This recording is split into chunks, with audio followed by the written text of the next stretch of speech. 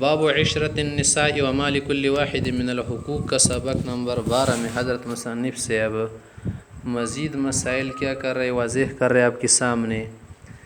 حدیث یاس بن عبداللہ سے وہ فرما رہے وعن یاس بن عبداللہ رضی اللہ عنہ قول قول رسول اللہ صلی اللہ علیہ وسلم، آپ علیہ السلام نے فرمایا کہ لا تضربوا اماء اللہ، اللہ کی بندیا یعنی جو کیا ہے یہ خواتین ہیں، انہیں مت مارو۔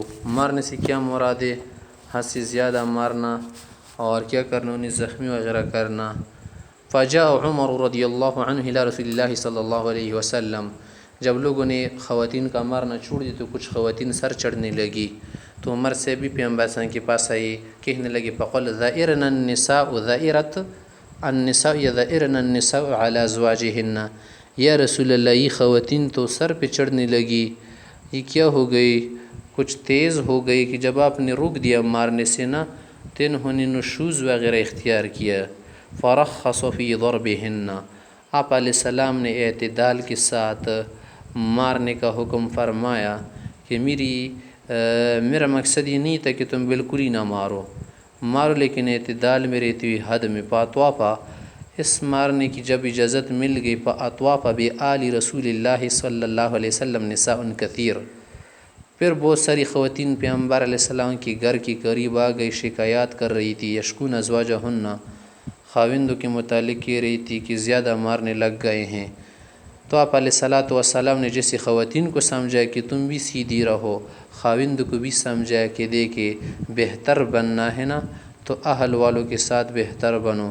وقول رسول اللہ صلی اللہ علیہ وسلم لقد طاف بآل محمد نساء کثیر، یا بہت ساری خواتین آئی ہیں، یشکون ازواجہن، خاوندوں کی شکایات کر رہی، لیس اولئک بخیارکم، وہ لوگ تم میں سے بہترین نہیں ہیں جو خواتین کو زیادہ مارتے ہیں۔ رواہ ابو داؤد بن ماجہ والدارمی۔ وعن ابی ہریرہ رضی اللہ عنہ قول قول رسول اللہ صلی اللہ علیہ وسلم، ابو ہریرہ سے فرماتے کہ آپ صلی اللہ علیہ وسلم نے فرمایا لیس منا، من وہ شخص ہم میں سے نہیں ہے، ہماری طریق سنت و فطرت پر نہیں ہے کہ جو کیا کرے، من خبب امرأۃ علی زوجہا، جو کسی خاتون کو اپنے شوہر کے متعلق بھڑکائے، اسے دھوکے میں ڈالے، خداع وغیرہ پروٹ کرے، اس کو کہہ دے کہ تمہارے خاوند جو ہے نا دوسری جگہ غلط تعلقات رکھ رہے، تو اس طرح سے بیوی کو کیا کرنا چاہے، بدزن بنانا چاہے کہ ذرا بدزن ہو جائے تاکہ ان میں طلاق پڑ جائے تو میرے لیے کیا ہو جائے گی، فارغ ہو جائے گی۔ کچھ تو اس طرح کرتے ہیں اور کچھ اس طرح سے کرتے تاکہ ان کی زندگی تلخ بن جائے، آپس میں اچھے نہ رہے، تاکہ ان کا گھرانہ آگ بن جائے۔ اسی طرح او عبدا علی سیدہ، یا غلام کو آقا کے خلاف بھڑکائے، یا کسی مزدور کو مالک کے خلاف بھڑکائے تاکہ ان میں کیا ہو، آپس میں دنگا جھگڑا فساد بنے۔ رواہ ابو داؤد۔ وعن عائشہ رضی اللہ تعالی عنہ قالت قال رسول اللہ صلی اللہ علیہ وسلم، عائشہ سے فرماتے آپ علیہ السلام کا ارشاد ہے، ان من اکمل المؤمنین ایمانا، مسلمانوں میں کامل درجے کی ایمان کا شخص وہ ہے، احسنہم خلقا، جس کے اخلاق بہتر و ظاہری و باطنی، والطفہم باہلہ، اور گھر والوں کے لیے کیا ہو، نرم خو ہو، نرم سلوک والا ہو۔ رواہ الترمذی۔ وعن ابی ہریرہ رضی اللہ عنہ قول قول رسول اللہ صلی اللہ علیہ وسلم، آپ علیہ السلام نے فرمایا اکمل المؤمنین ایمانا، مسلمان میں کامل درجے کی ایمان والا شخص وہ ہے، احسنہم خلقا، جس کے اخلاق کیا ہو، حسین و اچھے ہو، خوبصورت اخلاق ہو۔ وخیارکم خیارکم لنسائہم، تم میں سے بہتر لوگ وہ ہے جو اپنی بیویوں کے ساتھ کیا ہو، اچھے ہو، اچھی برتاؤ والے ہو۔ رواہ الترمذی وقال هذا حدیث حسن صحیح، حسن باعتبار سند و صحیح باعتبار سند آخر، ورواه ابو داؤد الى قول خلقا۔ وعن عائشہ رضی اللہ تعالی عنہ قالت، حضرت عائشہ صاحبہ فرماتی ہے کہ قدیم رسول اللہ صلی اللہ علیہ وسلم من غزوۃ تبوک او حنین، کہ آپ علیہ السلام غزوہ تبوک سے یا حنین جنگ سے واپس آ رہے تھے، وفی صحوتها سترن، وہاں پر جو دریچہ تھا یا کھڑکی تھی طاقچہ، وہاں پر ایک کپڑا لٹکایا تھا، فہبت ریح، ہوا جب چلی، فکشفت ناحیت الستر عن بنات لعائشہ لعب، کہ کچھ گڑیاں رکھی ہوئی تھی حضرت عائشہ رضی اللہ عنہ کی، وہاں سے وہ کپڑا اٹھ گیا ہوا کی وجہ سے. آپ علیہ السلام کی نظر پڑ گئی. فقول کہا ما ہذا یا عائشہ، یہ کیا رکھا ہے عائشہ؟ قالت کہنے لگی بناتی، یہ میری گڑیا ہیں. ورأى بینہن فرسا، بیچ میں گھوڑا سا دیکھا، لہو جناحان من رقاع، اس کے کچھ پیون وغیرہ کپڑوں سے 2 پر بھی بنائے تھے. فقل کا ما هذا الذي ارى وسطهن، بیچ والا کیا ہے جو دیکھ رہا ہوں؟ قالت کہنے لگی فرس، گھوڑا ہے. قال فرما الذي علیہ، یہ اوپر کیا پر رکھے ہیں؟ قالت کہنے لگی جناحان، یہ 2 پر ہے. قال فرمایا یہ کسی کی فرس لہو جناحان، گھوڑے کی بھی پر ہو سکتے ہیں. قال فرمایا کیوں نہیں؟ قالت اما سمعت ان لسلیمان خیلا لها اجنحة، کیا تمہیں معلوم نہیں، یہ نہیں سنا ہوگا کہ سلیمان علیہ السلام کے گھوڑوں کے پر تھے؟ قالت کہنے لگی کہ جب ایسا سنا فضحک، آپ علیہ السلام اس سے بہت خوش ہو گئے، ہنسے. حتی رأیت نواجزہ، کہ آپ علیہ السلام کی ڈاڑھ مبارک مجھے نظر آنے لگی. رواہ ابو داود. اور یہ جو گھوڑی تھی نا، فرس وغیرہ گھوڑا، یہ ایسے نہیں بنی ہوئی تھی کہ اس کی شکل وغیرہ کہ جو آنکھ وغیرہ ناک نا تمام اعضاء نمائی دے رہے تھے، ایسا کچھ نہیں تھا، بلکہ سادہ انداز کے بنائے گئے تھے. الفصل الثالث. عن قیس بن سعد رضی اللہ عنہ قول، قیس صاحب کہتے اتیت الحبرۃ، کہ اتیت الحیرۃ، حیرہ علاقے میں آیا، یہ ایک قدیم شہر تھا کوفے کے علاقے میں. فرأیتم یسجدون لمرزبان لہم، میں نے وہاں لوگوں کو دیکھا جو ان کا بڑا سالار تھا قوم میں، ان کے لیے لوگ کیا کر رہے تھے، اس کے لیے سجدے کر رہے تھے، کوئی جھک رہا تھا، کوئی چوم رہا تھا. مرزبان بڑے کو کہتے ہیں. فقلت، میں نے کہا کہ دیکھیے یہ لوگ اس کے سامنے جھکتے رہتے ہیں، اس سے زیادہ تو ہمارے رسول علیہ السلام زیادہ حقدار ہے کہ ہم ان کے سامنے جھکے. فقلت، میں نے کہا رسول صلی اللہ علیہ وسلم احق یسجد لہ، اس سے زیادہ تو حقدار آپ علیہ السلام ہیں. فاتیت رسول اللہ صلی اللہ علیہ وسلم، آپ علیہ السلام کے پاس آئے اور اپنی بات پیش کر دی. مجھے معلوم نہیں تھا کہ ایسا کہنا صحیح نہیں ہے. فقلت، میں نے کہا انی اتیت الحیرہ، یا رسول میں حیرہ علاقے میں آیا تھا. فرأیتم یسجدون لمرزبان لہم، وہ لوگ تو اپنے بڑے شجاع مقدم کے سامنے کیا کر رہے تھے، جھک رہے تھے. فانت حق بان یسجد لک، اس سے زیادہ حقدار تو آپ ہے کہ آپ کو سجدہ کیا جائے. فقال، مجھ سے کہا رأیت، ذرا یہ دیکھاؤ، مجھے ذرا بتاؤ، لو مررت بقبر، اگر کل کو آپ کو میری قبر کے سامنے گزر نہ پڑے، کنت تسجد لہ، کہ میری قبر کو آپ سجدہ کرو گے؟ فقلت، میں نے کہا لا، کہ نہیں کروں گے، ایسا ہرگز نہیں کروں گا. فقال، فرمایا لا تقل، کبھی ایسا ہی نہیں کرنا. لو کنت امر احدا یسجد لاحد، اگر میں کسی کو کسی کے سامنے سجدہ کرنے کا حکم دیتا تو لامرت النساء یسجدن لازواجہن، تو بیویوں کو حکم دیتا کہ شوہروں کے سامنے سجدے کرے. لما جعل اللہ لہم علیہن من حق، کہ اللہ نے خاوندوں کا بیویوں پر بہت بڑا حق رکھا ہے، پھر بھی کسی کے سامنے جھکنا جائز نہیں ہے. رواہ ابو داود و رواہ احمد عن معاذ بن جبل. وعن عمر عن النبی صلی اللہ علیہ وسلم قول، حضرت عمر سے فرماتے آپ علیہ السلام سے روایت کر رہے کہ آپ علیہ السلام نے فرمایا کہ قول لا يسأل الرجل فيما ضرب امرأته علیہ، کہ کسی بھی شخص کی معاتبت نہیں ہوگی، کسی بھی انسان سے ان چیزوں کے متعلق پوچھ گچھ پکڑ گرفت نہیں ہوگی جن کی وجہ سے اس نے اپنی بیوی کو مارا ہو. مانا ناجائز کاموں کی وجہ سے اگر اس نے خاتون کو مارا ہو تو اس میں اللہ کی طرف سے گرفت نہیں ہوئی. اور وہ مارنا بھی کیا مراد ہے؟ اعتدال والا مارنا مراد ہے، زیادہ مراد نہیں. رواہ ابو داود و ابن ماجہ. وعن ابی سعید قول، ابو سعید سے کہتے ہیں جات امرأۃ الی رسول اللہ صلی اللہ علیہ وسلم ونحن عنده، آپ علیہ السلام کے پاس ایک خاتون آئی، ہم بھی ساتھ تھے، ہم بھی وہاں ساتھ تھی. فقالت، وہ کہنے لگی زوجی صفوان بن المعطل یضربنی اذا صلیت، کہ میرے خاوند جی صفوان جب میں نماز پڑھتی ہوں مجھے مارتے ہیں. ویفطرنی اذا صمت، جب روزہ رکھتی ہوں تو مجھے افطار کراتے ہیں. ولیصلی الفجر، اور صبح کی نماز بھی نہیں پڑھتے حتی تطلع الشمس، جو سورج چھڑے اس وقت پڑھتے ہیں. قول، یہ روی کہتے ہیں ابو سعید سے کہ وہ صفوان عندہ، صفوان سے بھی وہاں پیغمبر علیہ السلام سے کے پاس تھے. قول، ابو سعید سے کہتے کہ فسألہ عما قالت، پیغمبر علیہ السلام نے صفوان سے پوچھا اس کی بیوی کے متعلق کہ یہ سچ کہہ رہی ہے. فقول، اس نے کہا یا رسول اللہ، یہ جو ہے کیا کر رہی، بات صحیح طرح واضح نہیں کر رہی، بات کو گما رہی.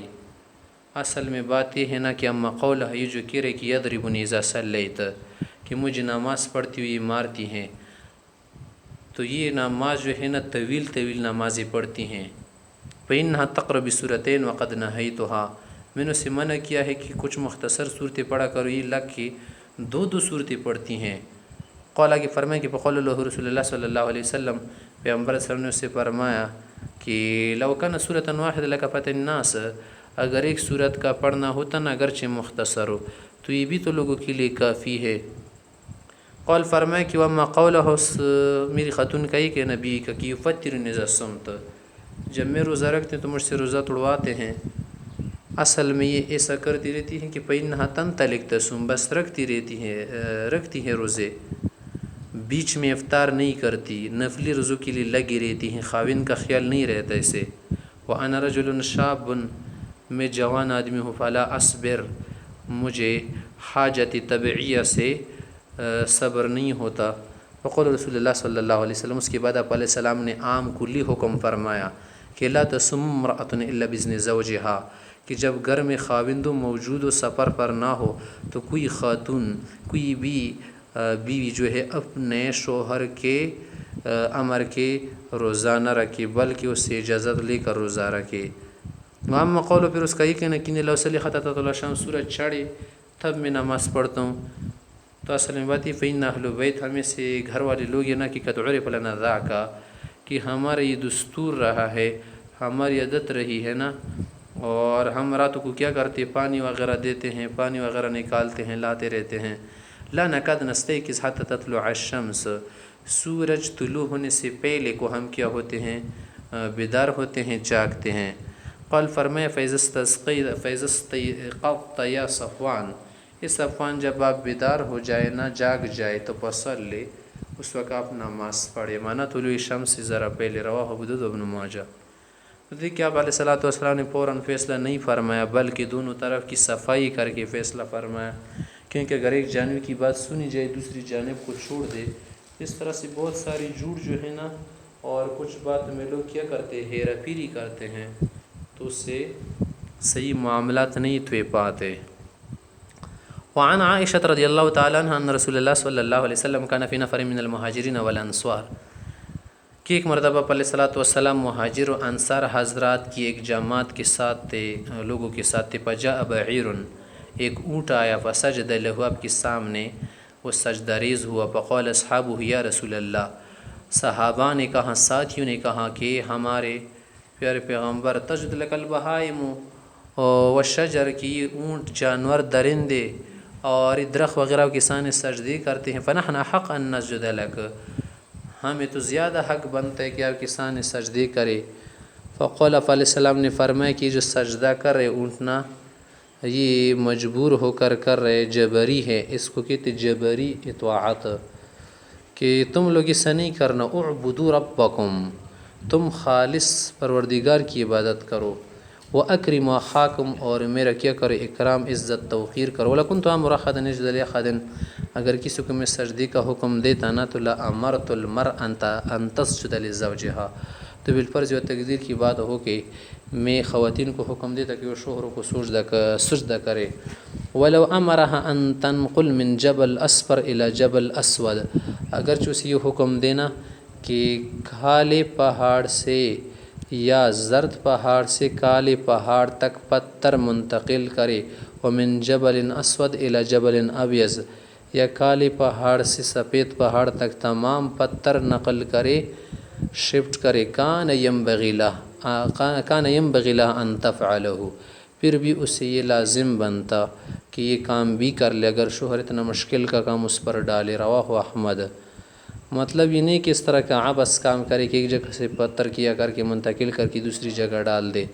مطلب کیا ہے کہ شوہر کی بات جب تک شدید معاملہ نہ ہو، مشکل نہ ہو، کیا نہ کر دے، رد نہ کرے۔